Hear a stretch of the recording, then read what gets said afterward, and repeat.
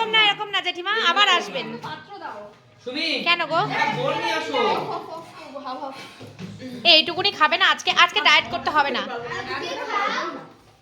আজকে ডায়েট বাদ দাও। ডায়েটের জন্য না, এমনিতেও এত খেতে পারি না। হাত তুলে আমার প্রতি বুঝছো? কি আমার ফোন বাইরে চলে আসছে।